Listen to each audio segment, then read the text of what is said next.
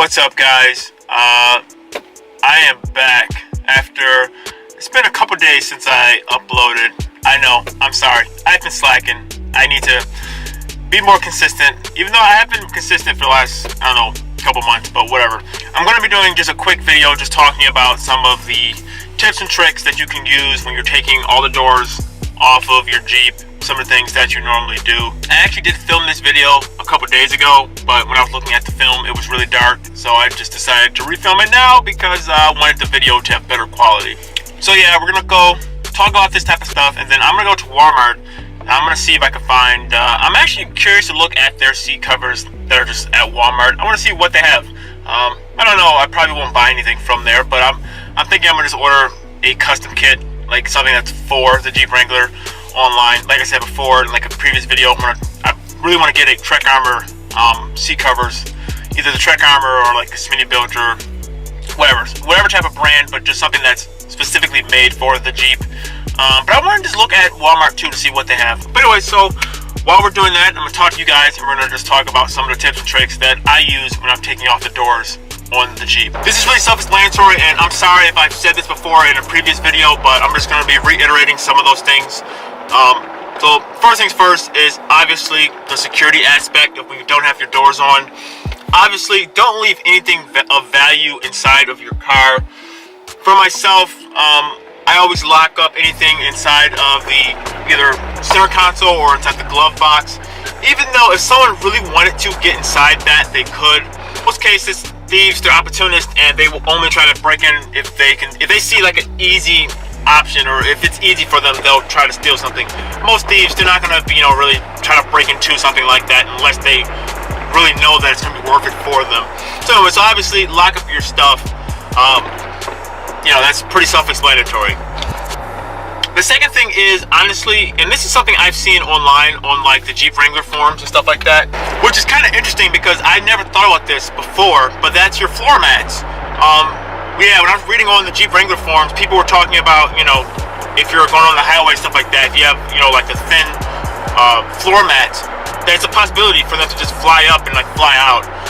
I never experienced that personally. That's because I usually take mine out. In the front, I will usually leave those ones in because they're a little bit heavier, but the ones in the back, I'll usually just take those out.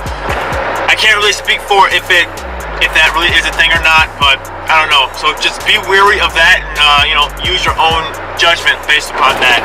Another real important thing is, which something a lot of people, they don't really think about, and that's if you're carrying stuff with you. Like for myself, when I usually am going to work or something, or just driving around, I always have a book bag with me. I always strap it into the seat with the seat belt. Now, I'm not saying your bags are going to go flying out, but why would you risk it? If you have stuff in there that's of value, why would you risk it at all? Yeah, so normally I just strap my stuff in, and it should be fine. But even with saying that, I remember before I had a hat. I wasn't wearing it, but I had it in the back underneath some stuff, and I thought it was gonna be fine. When we went on the highway, yeah, sure enough, it actually flew out of the Jeep. I didn't expect that at all. And actually at first, oh look, there's an SRT. You guys can't really see, but there's an SRT 8 Jeep right here next to me. But anyways, I was actually pretty bummed out when that hat went flying out because I had some sentimental value for that hat. It was actually the hat that my fiance bought for me when we went to E3 together. It's a PlayStation hat. They were only selling it there at the time. I'm not sure, you could probably buy the same hat nowadays, but that was like a couple years ago. But yeah, but anyways though, actually it's kind of weird. She saw it on her way going somewhere like a couple days later on the side of the highway. She called and she told me, and yeah, I went and I found it. So I was happy I was able to find it. But anyways, just to be safe, make sure if you have any type of loose item, stuff like that, that is strapped in, you never know, it could go flying out. So you always want to be careful. So just keep your stuff locked up, or just inside something else. The other thing, which is also, it's kind of a self-explanatory thing, but sometimes it's a lot easier to just take off the doors and not take off the roof. If you have the hard top, sometimes you just want to take off the front two panels with the Freedom top and leave the back one. Even for myself, sometimes, with my soft top, I will just undo the front but leave the full back on. just in case, you know, if it gets a little bit cooler or if it starts to rain or anything, you can easily just pop the roof back on. You still have the doors off, still get that same open air feeling, but you don't have all of that risk of, you know, if it's gonna rain or something like that. You know, so sometimes I will do that. You know, yeah, especially if I'm going on like longer drives. I'll either keep the full roof on or half of the roof on. It just makes life a lot easier, and you still get that open air feel. That also comes into play when there's a lot of sunshine. If it's really hot out and you don't want the sun to be beating on you, especially if you don't have the like sun screen or the sunshade thing, which I do plan on getting, but you know, right now I'm probably not going to get it because, you know, we're getting pretty close to the end of the season of having the roof off. So I'll get that eventually. Just have other things I want to get for the Jeep before that. And then the other thing I will say is that whenever you drive around with the doors off, expect to get a lot of looks from a lot of people. It draws a lot of people's attention, which that's a good thing and a bad thing if you're really looking for that.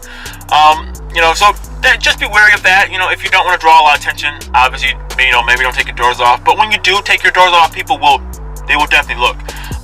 I know I've said this before on my channel, but before, when I had my Camaro, I've gotten, you know, a pretty decent amount of compliments. But honestly, I've had so many more compliments about this Jeep, just with people just giving me compliments, you know, especially when you take the doors off or you're just driving around, people, they give you compliments all the time.